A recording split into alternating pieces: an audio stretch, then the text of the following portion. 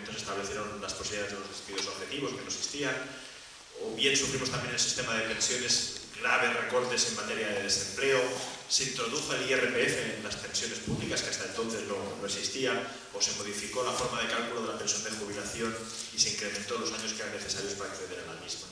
De aquellos lodos vienen estos barros, que se dice. A partir de ahí, a partir de ese momento, ya estaban contentos con esa reforma, parece que nos dejaban más o menos tranquilos, pero no fue así. El señor Zapatero, en el año 2007, trae una ley, que es la ley que entonces ya decíamos 40-2007, que es una ley pactada además, que es lo más triste, con los sindicatos, con la patronal ya sabemos lo que quiere, pero estaba pactada también con los sindicatos, y hace ya ciertas modificaciones en materia de jubilación, de incapacidad permanente, e introduce también, serían las cosas positivas como en aquel momento, la pensión de viudedad para las parejas de hecho, pero unas condiciones que en ningún momento son de igualdad con respecto a las parejas matrimoniales. Pero ya empezábamos a aventurar que lo que podía venir iba a ser duro, que iba a haber recortes importantes en materia de pensiones, y aún en ese año 2007 todavía no empezábamos a intuir que la crisis iba a llegar con la virulencia con lo que llegó después. Pasa el tiempo y Zapatero, antes de dejar la presidencia, nos dejó un regalo envenenado que fue la Ley 27 de 2011. Es la ley que se llamaba de actualización, adecuación y modernización del sistema de seguridad social. Es la ley en la que se incrementa, es verdad que en toda regla, las pensiones de jubilación, y es la ley en la que se incrementa la edad de jubilación de los 65 a los 67 años. Como bien nos explicaba Elena, en nuestros temas demográficos nunca los incrementos de edad son tan brutales, al contrario, son bastante lentos en el tiempo, no siempre crecen. Creo que las desigualdades hoy en materia de salud pública están llevando a que incluso haya una menor esperanza de vida para la clase trabajadora. Las estadísticas, dice Joan Benach, un profesor de sanidad, dice que las estadísticas son mentiras. Si buscamos cuál es la media de edad, la expectativa de edad en el Prat, o la buscamos en mi barrio, en los barrios, seguramente es bastante inferior que la que hay en Pedralbes o la que hay en España. Pero bueno, al final siempre nos dan la media y con eso nos consiguen perjudicar. Pues esa ley 27 de 2011 ya supone un recorte brutal en materia de jubilación, pero claro, aún las cosas pueden ir a peor. Y vino el señor Rajoy, y el señor Rajoy ha modificado la ley 27 de 2011 incluso antes de que entrara en vigor. Hay varios reales decretos leyes que son especialmente importantes, casi todos ellos del 2012, y son importantes, sobre todo el Real Decreto Ley 20 de 2012, porque empiezan a instaurar la cuadratura del círculo. ¿A qué me refiero con eso? A que ellos vieron, hombre, pues estamos reformando las pensiones, lo estamos poniendo más difícil, va a ser más complicado, van a ser más pequeñas, pero hay que cerrar esa vía de acceso que tienen los trabajadores a los subsidios desde el desempleo. Y entonces lo que hace es reformar completamente el subsidio para mayores de 52 años. El subsidio para mayores de 52 años ha sido conocido históricamente como la prejubilación. Muchísima gente podía acceder a esta pequeña prestación, pequeña, 426 euros, desde hace 5 años, porque permanece completamente congelada. Y a partir de aquí Rajoy introduce unos elementos que hacen que sea más complicado acceder a la misma. En primer lugar, porque lo que hace es incrementar hasta los 55 años la edad para poder acceder a la misma. En segundo lugar, porque obliga a acceder directamente desde el agotamiento de la prestación contributiva de desempleo. Si no, no puedes acceder. Y en tercer lugar, porque además se carga aquella prestación puente que había por el camino, que era una prestación para mayores de 45 años y que podía tener una duración de hasta 2 años. Todo eso se lo carga Rajoy de un día para otro y sin ninguna norma transitoria. Lo hace con un Real Decreto Ley, es decir, legislando además de espaldas al Congreso de los Diputados, haciéndolo mediante un acuerdo del Consejo de Gobierno que hacían todos los viernes. Los sábados, los que somos juristas, tenemos que mirar el BOE porque a ver con qué nos sorprende este señor, con qué nuevo Real Decreto Ley. No se conformó con eso Rajoy, sino que a través del Real Decreto Ley 29 de 2012 lo que hizo fue suspender la entrada en vigor de la Ley 27 de 2011 de reforma de pensiones. Antes, unos pocos días antes, también publicó un Real Decreto Ley, el 28 de 2012, que esto lo conocemos bien con la marea de pensionistas porque fue el que impugnamos en la primera campaña de demandas contra la no revalorización de las pensiones. Ya llevamos años con congelaciones, Zapatero congeló las pensiones mucho antes incluso que Rajoy, pero ya ese Real Decreto Ley 28 de 2012 fue hecho de forma absolutamente chapucera, porque si bien Zapatero lo hizo de un año para el otro, Rajoy se marcó a 30 de noviembre marcando esa ley para decir que no se actualizaban las pensiones de ese año. Una auténtica vergüenza desde el punto de vista de cualquier jurista. Pero además con reformas encubiertas que también afectan a los pensionistas, aunque no sean dictadas exclusivamente para ellos. Un ejemplo, y bastante claro, es un Real Decreto del 1192 del año 2012, que es el que configura quiénes son las personas beneficiarias de asistencia sanitaria. Es la que introdujo el copago farmacéutico. copago farmacéutico ha pasado sin demasiado jaleo a ser instaurado y a que nadie se queje hoy. Nos estamos quejando, sí, por ejemplo, del pago que realizamos por la tasa que imponía la Generalitat, de 500 euros por receta, que bastante injusto era. Pero es que hasta que en el 2012 no se aprueba esta norma, cualquier pensionista, por cualquier tipo de pensión, fuera jubilación, viudedad, invalidez, daba lo mismo, tenía los medicamentos, él y sus beneficiarios, completamente gratuitos. A partir del 2012 establecen un sistema de tramos en el que hay que participar en el copago de las prestaciones farmacéuticas. Bastante injusto y además al final lo que supone es un recorte encubierto de las pensiones públicas.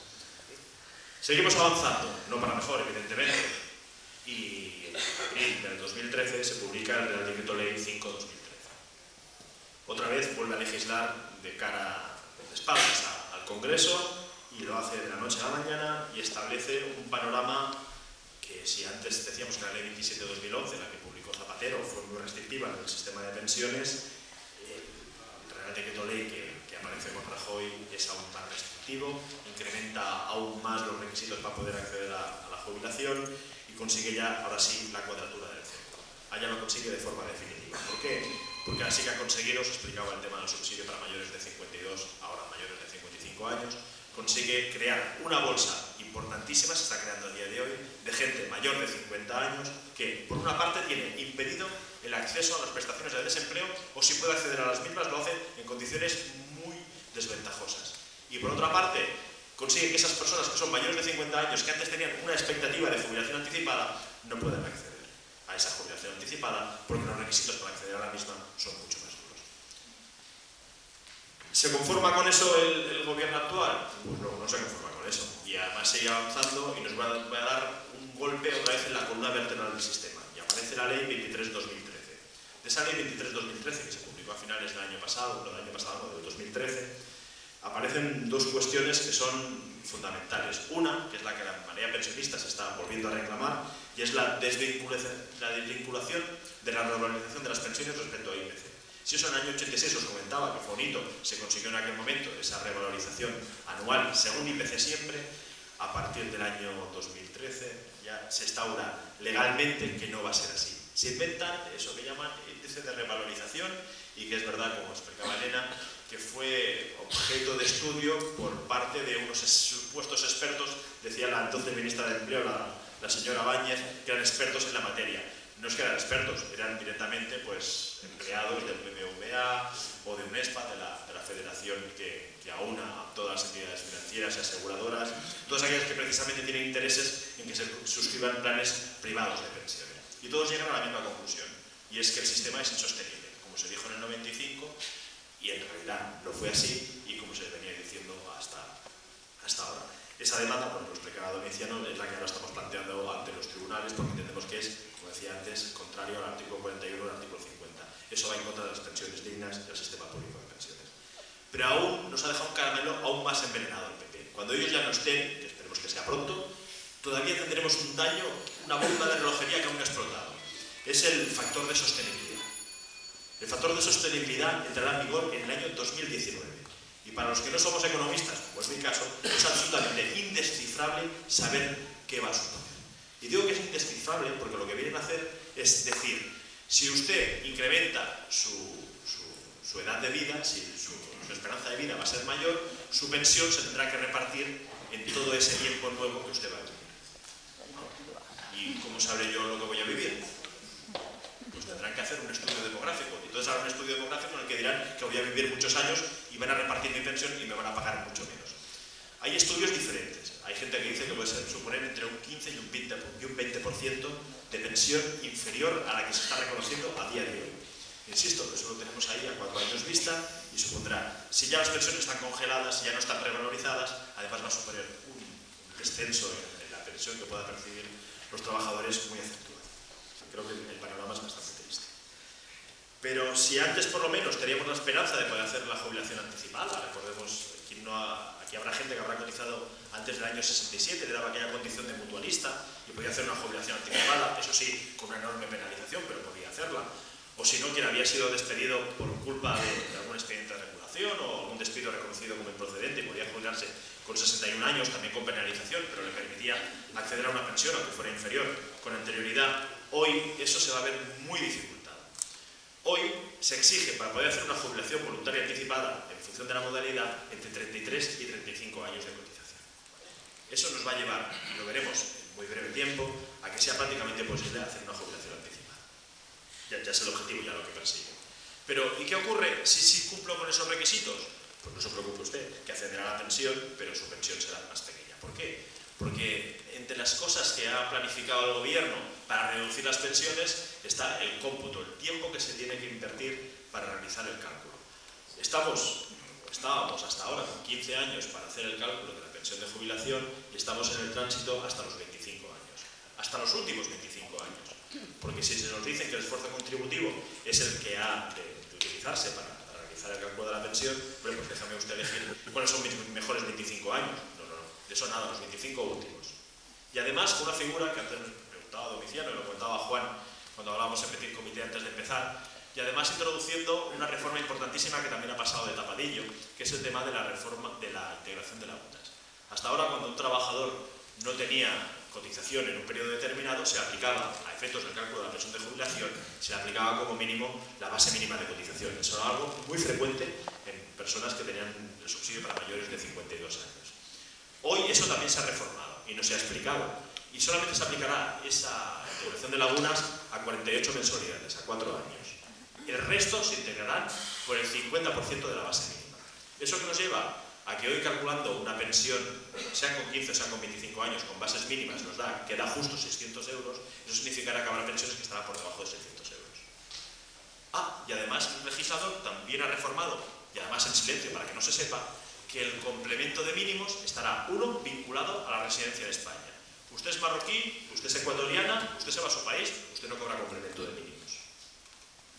Y además condiciona que el complemento de mínimos tenga una cuantía máxima del importe de la pensión no contributiva. Estamos hablando de apenas 360 euros. Eso puede parecer que es poco, no. Cuidado. Hay colectivos específicos, sobre todo mujeres, que se van a ver muy gravados con el tema de la reforma de las pensiones de jubilación, sobre todo de trabajadores a tiempo parcial y sobre todo las empleadas del hogar. Y se pueden encontrar que no tengan derecho ni tan siquiera a cobrar la pensión mínima, como consecuencia de esa reforma encubierta por parte del legislador. Acabo ya y os voy a dar 4 datos para que veáis de lo que estamos hablando. Cuando el legislador quiere reformar las pensiones de jubilación, nunca habla de datos. Sí dice lo que paga. Este año 136.000 millones de euros es lo que va destinado a pensiones. Pero de esos 136.000 millones, ¿cómo está repartido? Mira, la pensión media de jubilación hoy es de 1.007 euros. Son datos de diciembre del 2014. Pues la pensión media es de 1.007 euros al mes. Hablo de pensión de jubilación. Pero la diferencia entre hombres y mujeres es que un hombre cobra 1.173 y una mujer cobra 720. Fijaos si hay diferencia. La pensión media, cuando hablamos de todo tipo de pensiones, hablo de viudedad, hablo de jubilación, hablo de incapacidad permanente, es de 876 euros, aún más baja. ¿Y la diferencia entre hombres y mujeres? Evidentemente, los hombres 1.088 euros al mes, las mujeres 674. Más de 400 euros de diferencia. Sigo, un dato escalofriante. Si tenemos actualmente aproximadamente 9 millones de pensiones, que no de pensionistas hay menos, el número de pensiones que se cobran a mínimos es de 2.500.000. Es decir, el 27% de las pensiones que se perciben en este país lo es ya con complemento de mínimos, es decir, a 600 euros al mes. Eso es lo que quieren reformar. La pensión de jubilación va a suponer que esa media baje, que se incremente el número de pensiones que se cobran con complementos a mínimos y que tengamos no ya pensiones que no serán dignas, sino pensiones que serán absolutamente insuficientes. Absolutamente insuficientes. La receta neoliberal es clarísima. Menores salarios, menores pensiones, igual a miseria. Todos trabajaremos por un plato de lentejas, perdonadme la expresión, ¿vale? Pero lo que se está fomentando es eso.